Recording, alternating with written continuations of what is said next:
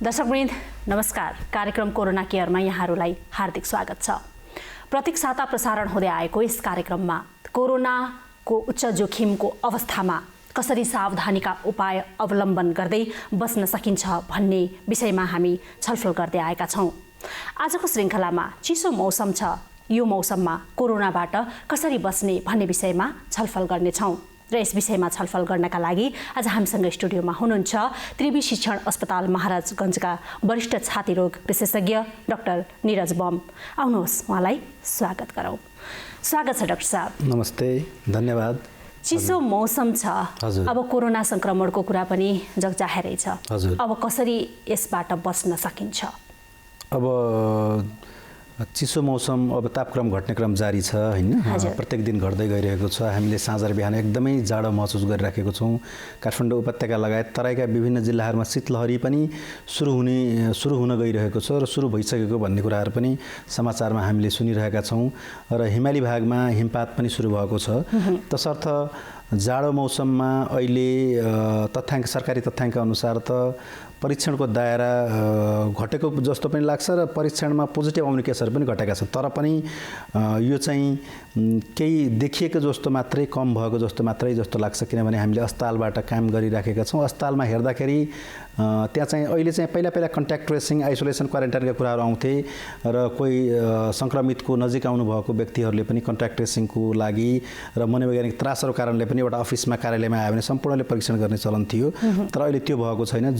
जो अस्पतालमा लक्षण देखिएर अर्थात् बिरामी भएर जानुहुन्छ, विभिन्न कारणले श्वास प्रश्वासका रोगी हुन् या चाहिँ अन्य खालका जटिल खालका परिस्थितिका बिरामी, उहाँहरूको मात्रै परीक्षण गरिएकोले लक्षण भएका बिरामीहरू मात्र देखिएका हुन् जस्तो मलाई लाग्छ। र अर्को कुरा रह्यो जाडोमा, किनभने युरोपका विभिन्न देशहरूमा लगायत रसियाहरूमा हैन, कतिपय देशहरूमा, संसारका विभिन्न भागहरूमा विन्टरमा फेरि फ्लेयर भएर अर्थात् विन्टर वेभ, नेक्स्ट वेभ आएको कुरा पनि छ। तसर्थ हामी ढुक्क हुने परिस्थिति अझै पनि छैन हैन। र किनभने यसो भनिराख्दाखेरि नि चिसोसँग कोरोना भाइरसको सम्बन्ध हुन्छ कि हुँदैन, के हुन्छ? अब हामी सौभाग्यवश अहिले सङ्ख्या नबढे तापनि र महामारी वृद्धि नभए जस्तो लागे तापनि र मृत्युको दर, अस्पतालको शय्यामा भर्ना हुने व्यक्तिहरूको दर धेरै नबढेको तापनि हामीले देख्दाखेरि, तर पनि के छ भन्दाखेरि चिसोमा कुनै पनि यो कोरोना भाइरस रेस्पिरेटरी भाइरस हो, श्वास प्रश्वासको माध्यमबाट हैन सङ्क्रमित व्यक्तिबाट स्वस्थ व्यक्तिमा सर्छ यो हैन। यो यस्तै गरेर यस्तै प्रकृतिका, यस्तै स्ट्रक्चर भएका, यस्तै बनावट रहेका प्रकृतिका अन्य भाइरसहरू छन्। रेस्पिरेटरी भाइरस जस्तो हामी इन्फ्लुएन्जा भाइरस भन्छौँ, राइनो भाइरस, एडिनो भाइरस हैन, लगायतका रेस्पिरेटरी सिन्सियल भाइरस आरएसभी भन्छौँ, यस्ता भाइरसहरू छन्, उस्तै प्रकृतिका छन्। र यिनीहरू चाहिँ फ्लू भन्छौँ, जसलाई हामी सामान्य भाषामा फ्लू पनि भन्छौँ, कमन कोल्ड गराउने, कोराइजा गराउने फ्लू। यीहरू चाहिँ विशेष गरेर जाडोमा, विन्टरमा बढ्ने हुन्छन् र सङ्क्रमित बढी बनाउँछन् यस्ता फ्लूहरूले। भनेपछि यो पनि एक किसिमको फ्लू नै हो। तसर्थ बढ्न सक्ने, कुनै पनि बेलामा बढ्न सक्छ भन्ने आँकडा र अर्थात् ऊ चाहिँ प्रक्षेपण चाहिँ छ। तथापि हामीहरू सुरक्षित र सचेत हुन जरुरी छ, त्रसित चाहिँ नहुने। मौसम अनुसार संक्रमणको दर कम बेसी हुने त्यस्तो खालको केही तथ्याङ्कले देखाएको छ कि छैन, के छ अवस्था? अब कोरोना भाइरस त नयाँ हो संसारलाई, विगत 9-10 महिना अर्थात् 1 वर्षदेखि सुरु भएको। नेपाल जस्तो देशमा त 8-9 महिना मात्रै भयो यसको इतिहास।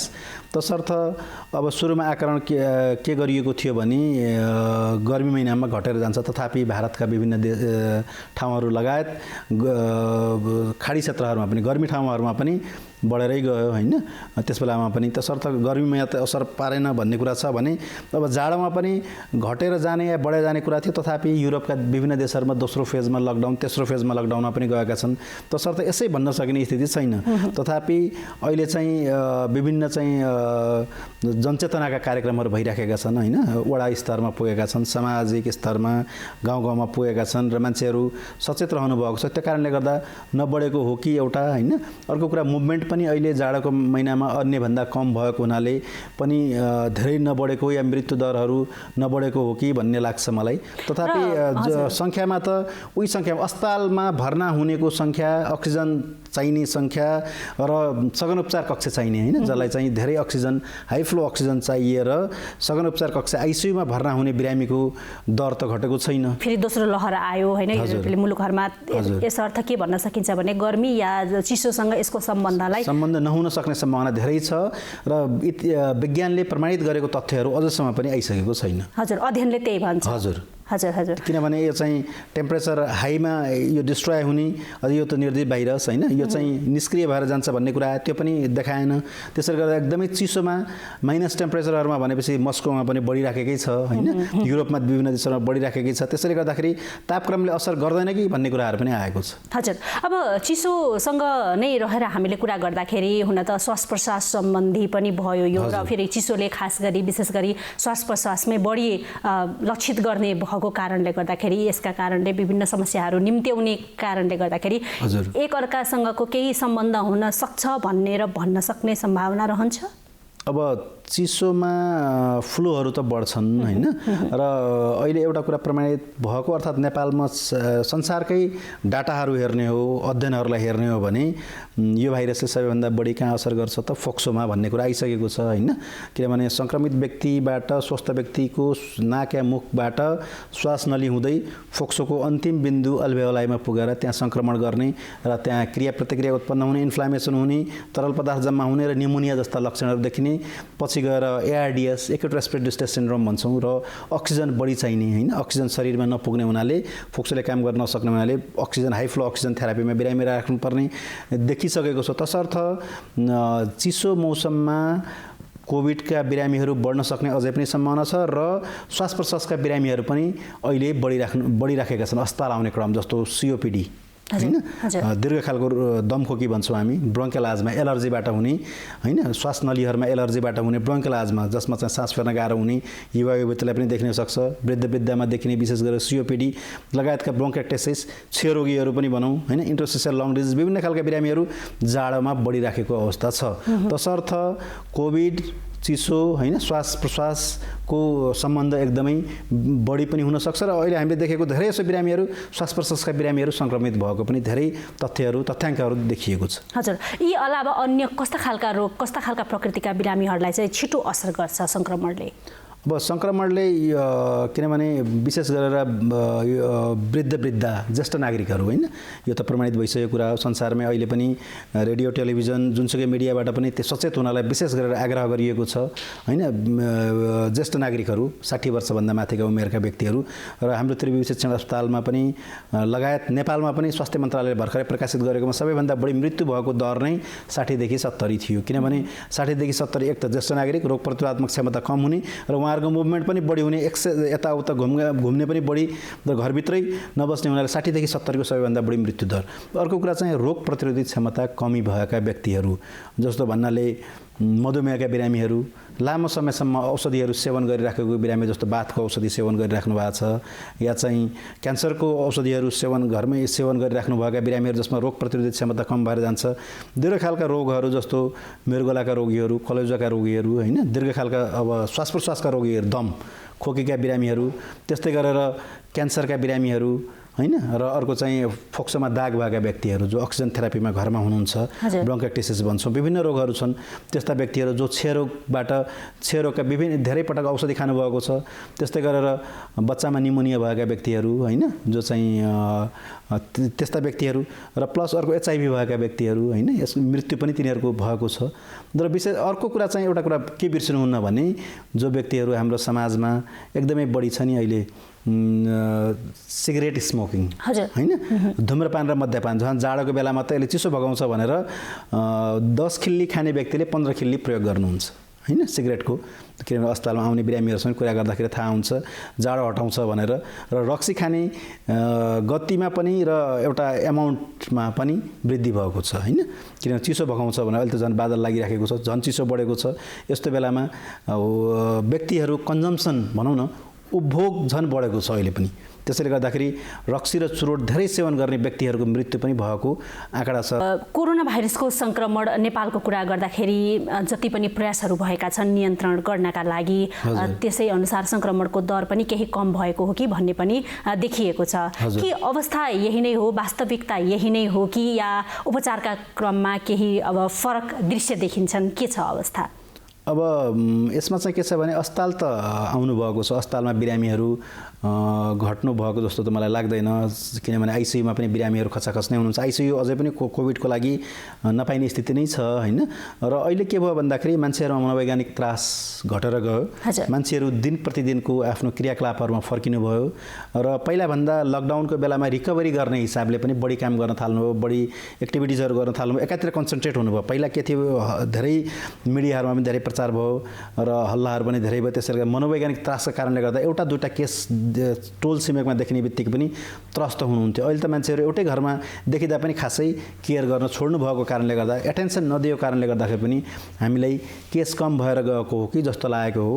तथापि चाहिँ केसहरू उस्तै नै हुनुहुन्छ। र अर्को कुरा चाहिँ यसमा चाहिँ 3-4वटा पाटोहरू छन्, जस्तो अब जनचेतनाले पनि धेरै काम गरेको छ हैन। किनभने बसमा चढ्दा होस् या प्लेनमा चढ्दा होस् मान्छेहरू सतर्क भएर सचेत भएर चढिराख्नु भएको छ हामीले देख्दाखेरि पनि। र अर्को कुरा चाहिँ सामाजिक स्तरमा हैन स्थानीय निकायहरूले पनि काम गरेकै हुन् हैन, उहाँहरूले पनि गरिराख्नु भएको छ। त्यसैले गर्दा भिडभाडका जस्तो अहिले हामीले परम्पराहरूमा बिहाहरूमा धेरै भिडहरू देख्थ्यौँ, धेरै सङ्ख्यामा देख्थ्यौँ। त्यस्तै मेलाहरू हैन, त्यस्तै गरेर जात्राहरू हुन्थे हैन, पर्वहरू हुन्थे, दिवालीहरू भन्ने देवता पूजाहरू गर्दाखेरि यस्ता कुराहरूमा चाहिँ भिड योपल्ट पटक्कै देख्न पाए। किन मान्छेहरू आफै सचेत हुनुभएको छ सामाजिक स्तरमा हैन, स्थानीय स्तरमा यी कुराहरू। र व्यक्तिगत रूपमा पनि प्रत्येक व्यक्तिले सघाउनु भएको जस्तो लाग्छ। र नेपाल सरकारले पनि अब विभिन्न कार्यक्रमहरू सञ्चालन गरिराख्नु भएकै छ उहाँहरूले हैन। अस्पतालका शय्याहरूमा सहयोग गर्ने कामहरू सरकारी अस्पतालदेखि लिएर विभिन्न अस्पतालमा रेकर्ड लिनेदेखि लिएर त्यसैले सम्पूर्णको प्रयासबाट कमी भएको हो कि जस्तो लाग्छ। तथापि अहिले मनोवैज्ञानिक त्रास पनि अलिक कम भएर गएको हुनाले पनि मान्छेहरूले धेरै एटेन्सन पनि नदिएको र समाचारप्रति पनि वास्ता नगरेको हुनाले पनि अलिकति चाहिँ र यस्तै हो। किनभने मान्छेहरूले त अब यसलाई के बनाउन थाले भन्दाखेरि दिनचर्याको रूपमा लिन थाले हैन। जीवनशैलीलाई नै परिवर्तन गरेर धेरै व्यक्तिहरूले अर्थात् समाजले लगिसकेको हुनाले तसर्थ चाहिँ कमी भएको हो कि जस्तो भान चाहिँ भएको हो। तथापि गाउँमा कम्युनिटी लेभलमा चाहिँ कोरोना चाहिँ अझै पनि छ भन्न चाहिँ सकिन्छ। अब चिकित्सकको नाताले भन्नुपर्दाखेरि अहिलेको अवस्थामा यहाँले भनेको जस्तो कतिपयले यसलाई सामान्य रूपमा लिइराख्दाखेरि अब मास्क लगाउने या सेनिटाइजर प्रयोग नगर्ने या हात धुने यी कुराहरूलाई अलिकति छोडेको हो कि भन्ने कुरा गर्दै गर्दाखेरि के सल्लाह के सुझाव दिनुहुन्छ, के भन्नुहुन्छ? अब एउटा कुरा त सामाजिक सुरक्षाका कुराहरू, व्यक्तिगत सुरक्षाका कुराहरू जुन छन् यी कुराहरूलाई हामीले जीवनशैलीमा परिवर्तन गर्नुपर्ने एकदमै टड्कारो रूपमा एकदम अनिवार्य नै छ। किनभने जस्तो भूकम्प आएपछि धेरै परिवर्तनहरू, कुनै ठुलै दुर्घटना भएपछि परिवर्तनहरू हुन्छन् हैन। किनभने काठमाडौँमा ठुला घरहरू बन्न कमी भए, त्यस्तै गरेर मापदण्डहरूलाई कडा बनाइए। त्यस्तै गरेर यी जुन मापदण्ड छन् नि, भौतिक दूरी हैन, मास्क लगाउने कुराहरू, त्यस्तै गरेर हातका सफाइ राख्ने कुराहरूदेखि लिएर फेस सिल्ड पनि सकिन्छ भने प्रयोग गर्ने, भिडभाडमा कम जाने, अस्पताल जस्ता ठाउँहरू जहाँ चाहिँ सङ्क्रमित क्षेत्रहरू छन्, सङ्क्रमणका क्षेत्रहरू छन् त्यस्ता ठाउँमा कम जाने भन्ने कुराहरू त पहिल्यैदेखि नै आएका हुन् हैन। तर अहिले चाहिँ एडप्ट भयो। अहिले चाहिँ यो समाजमा एक किसिमले छाप रहेर बस्यो हैन। र यसलाई चाहिँ एक किसिमले अनुशासनको रूपमा लिइयो र यसलाई मापदण्डको रूपमा लिइयो। यी कुराहरू त पहिल्यैदेखि नै थिएन। किनभने मास्क लगाउँदाखेरि भाइरल इन्फेक्सन्सहरू जुन रेस्पिरेटरी भाइरसहरू छन् अहिले, किनभने क्षयरोगदेखि लिएर त्यसपछि भाइरस, विभिन्न खालका भाइरसहरू, इन्फ्लुएन्जा भाइरसहरू, यिनीहरूबाट बच्नको लागि त मास्क लगाउनुपर्छ भन्ने कुराहरू परापूर्वकालदेखि नै, जबदेखि विज्ञानको उत्पत्ति भयो, चिकित्सा विज्ञानको त्यस बेलादेखि नै भनिएको थियो हैन। हात सफा गरेर खाना खाने हैन। तपाईहरु त शौचालय जाँदा गएर आउँदाखेरि कुनै पनि व्यक्तिहरूले हात सफा गर्नुपर्छ भन्ने कुराहरू, यी कुराहरू पहिलेदेखि नै रहेका मान्यताहरू हुन् हैन। भौतिक दूरी कायम गर्नुपर्छ, यी पहिलेदेखि नै रहेका मान्यता हुन्। तर अहिले आएर स्थापित भए यी मान्यताहरू हैन। त्यसैले गर्दा यी कुराहरूलाई जीवनशैली बनाएर लग्नुपर्छ र यसले चाहिँ नयाँ सन्देश र नयाँ अनुशासन सिकाएको छ हामीलाई हैन। त्यसैले गर्दा यी कुराहरूलाई पालना गर्दै जानुपर्छ र तर त्रसित हुने हैन, हामीले यी कुराहरूलाई गरे भने भ्याक्सिन बराबरै छन्। यिनीहरूको भनौँ न, यिनीहरूको पावर पनि इक्विभ्यालेन्ट टु भ्याक्सिन नै हो, यो पनि उपचार सरह नै हो हैन। त्यसैले गर्दाखेरि यी कुराहरूलाई हामीले जीवनशैलीमा परिवर्तन गरेर अनुशासनलाई, यी मापदण्डहरूलाई अनिवार्य रूपमा पालना गर्दै गयौँ भने हामीले फेरि पनि केसहरूमा र भएका केसहरूमा पनि कमी ल्याउन सकिन्छ जस्तो मलाई लाग्छ। हजुर, अब अहिलेको अवस्थामा यहाँले भनेको जस्तो विभिन्न सुरक्षाका मापदण्डहरू अपनाउँदै जस्तो चिसो पनि छ, तापक्रमका कुराहरू आउँछन् घरमा। अब विभिन्न ताप्ने क्रममा हैन, कोठामा बस्दाखेरि झ्यालडोका बन्द गर्ने विभिन्न दुर्घटनाहरू पनि निम्तिन सक्छन्। के सुझाव दिनुहुन्छ, के भन्नुहुन्छ यस्तो? अब अहिले निकै जाडो छ हैन, त्यसमा चाहिँ अब सबै ठाउँमा परापूर्वकालदेखि नै चलिआएको कुराहरू छन्, मान्यताहरू छन्, जस्तो चाहिँ न्यानो राख्ने हैन, कोठाको वातावरण न्यानो राख्ने, न्यानो लुगाहरूको प्रयोग गर्ने, सकेसम्म न्यानो कुराहरू अर्थात् तातो कुराहरू नै सेवन गर्ने, चिसो कुराहरू भन्दा भन्ने कुराहरू त परापूर्वकालदेखि नै चलिआएका छन् गाउँ गाउँमा हैन, प्रत्येक समाजहरूमा रहेका छन्। तर पनि अब जस्तो हामीले अहिले मकल गाउँघरतिर अब आगो बालेर कोठामै बस्ने चलनहरू पनि छन्, मकल बालेर बस्ने चलनहरू छ। सहरी क्षेत्रमा ग्यास हिटरहरू प्रयोग गर्ने चलनहरू छ हैन, इलेक्ट्रिक हिटरहरू।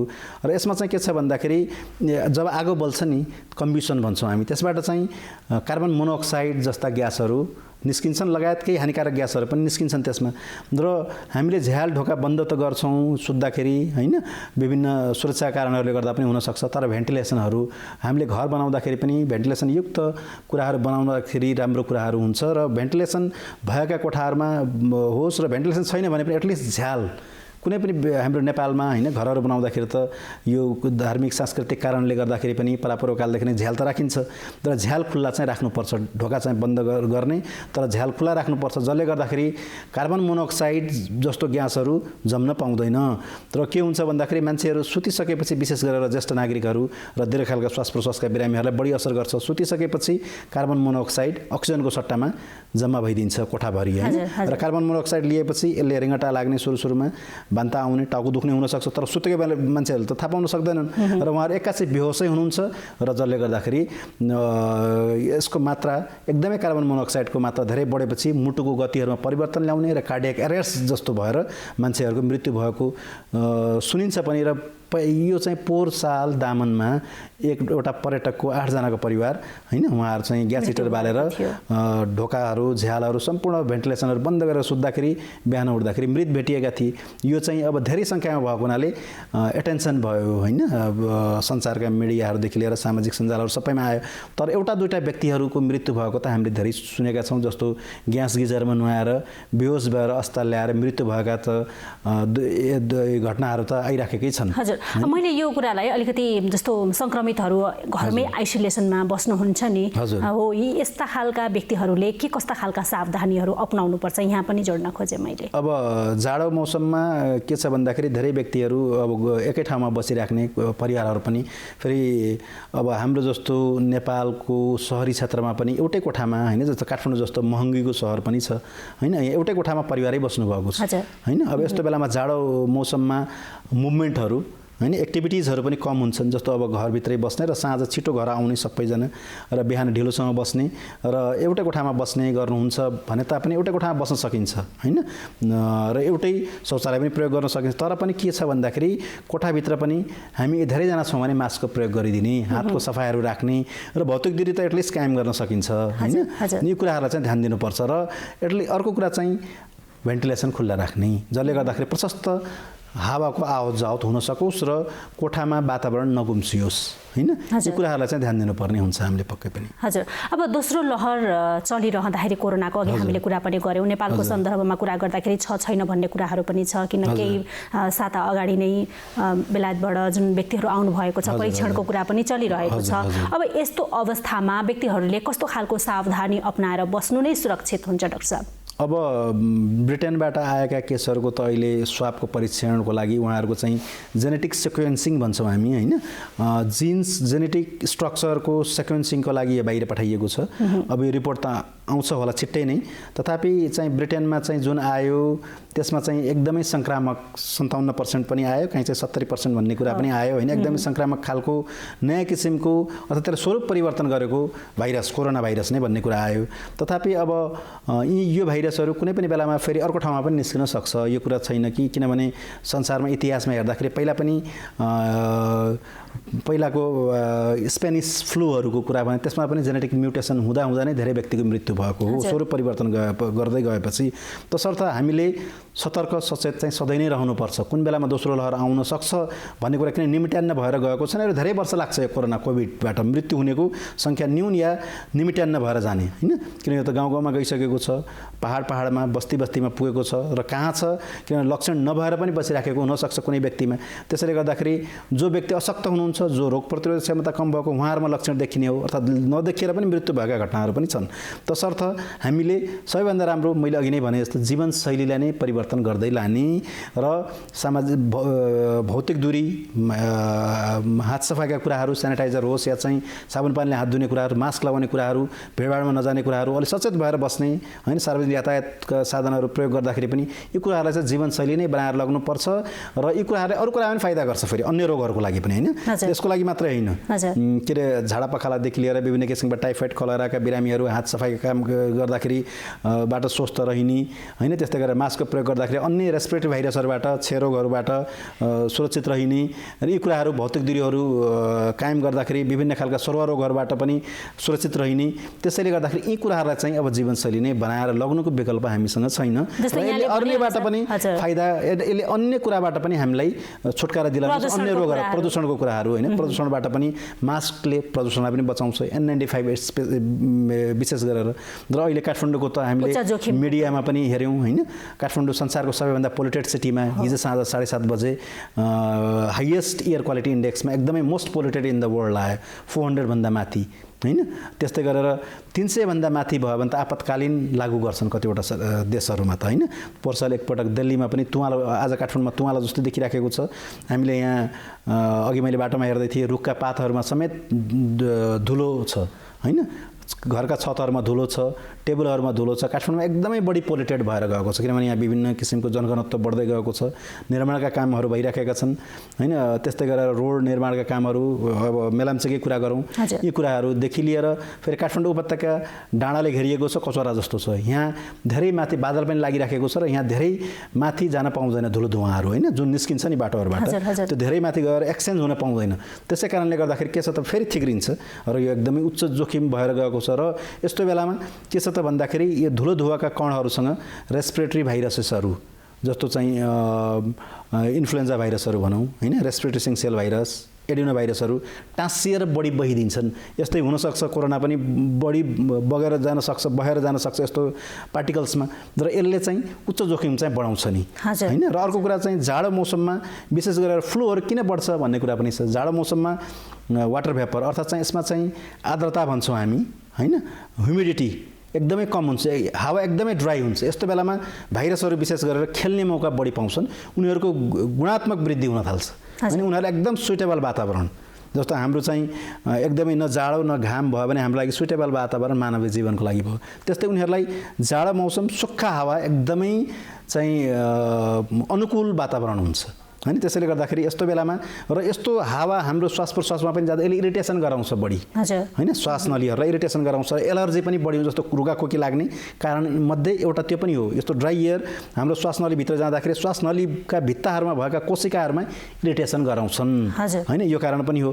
र अर्को कुरा के छ भन्दाखेरि जाडो मौसममा अर्को कुरा विज्ञानले के पनि देखाइराखेको छ भने विभिन्न अध्ययनहरूले रोग प्रतिरोधक क्षमता जति बढी चिसो भयो त्यस्तो बेलामा घट्छ कि भन्ने कुराहरू पनि, जस्तो अब हाम्रो विभिन्न देशका युरोपियन कन्ट्रीहरूका पनि जाडो मौसममा उनीहरू विन्टरमा बाहिर ट्रपिकल कन्ट्रिजहरूतिर घुम्न निस्किनुहुन्छ उहाँहरू होइन। एउटा यसमा पनि यो तथ्यले पनि के देखाउँछ भने सबैले सुइटेबल चाहिँ न्यानो होइन मौसम लाग्छ। र अर्को कुरा चाहिँ घामको प्रकृति पनि अहिले त घामै छैन, घाम पनि एकदमै कम हुने, र घामले के दिन्छ त भन्दाखेरि भिटामिन डी लगायत विभिन्न भिटामिन्सहरू जसले रोग प्रतिरोधक क्षमता बढाउँछ शरीरमा होइन। र रोग प्रतिरोधक क्षमता पनि घट्न आउँछ यो जाडोमा होइन, घाम पनि नलाग्ने र विभिन्न किसिमको अल्ट्राभायोलेट रेजहरू पनि नपाउने होइन। र त्यो कारणले पनि रोगको सङ्ख्यामा विशेष गरेर फ्लूहरूमा चाहिँ वृद्धि भएको हो भन्ने चाहिँ विज्ञानले चाहिँ तथ्यहरूले चाहिँ यो देखाउँछ। यसर्थ सावधानी अपनाउनु नै पर्छ। सबैभन्दा राम्रो चाहिँ यही नै हो, किनभने सामाजिक सुरक्षाका कुराहरू होइन, सबैभन्दा राम्रो prevention is better than cure भन्छ मेडिकल साइन्समा। रोग लाग्नुभन्दा रोगको बाटो छेक्नु जाति भने जस्तो कि हामीसँग भएको त प्रिभेन्टिभ मेडिसिन होइन, पब्लिक हेल्थ जनस्वास्थ्यमा यही कुरा छ सबैभन्दा राम्रो। त्यसैले गर्दाखेरि सबैभन्दा राम्रो छ सावधानी नै हो। समय र संवादका लागि यहाँलाई धेरै धेरै धन्यवाद। हस्, धेरै धेरै धन्यवाद। मलाई नेपाल टेलिभिजनको स्टुडियोसम्म आएर जनचेतनाका निम्ति केही शब्द बोल्नु दिनुभएकोमा नेपाल टेलिभिजन लगायत विशेष गरेर निमा काफ्ले ज्यूप्रति हार्दिक आभार व्यक्त गर्न चाहन्छु। धन्यवाद। दर्शकवृन्द, कार्यक्रम कोरोना केयरमा आज हामीले चिसो मौसममा कोरोनाबाट कसरी बच्न सकिन्छ भन्ने विषयमा छलफल गर्यौं। अर्को साता पनि यहाँहरूले राखेको जिज्ञासालाई समाधान गर्ने प्रयाससहित कोरोना सम्बन्धी अन्य जानकारीमूलक सामग्री सहित फेरि पनि उपस्थित हुनेछौँ। अहिलेलाई बिदा दिनुहोस्। नमस्ते।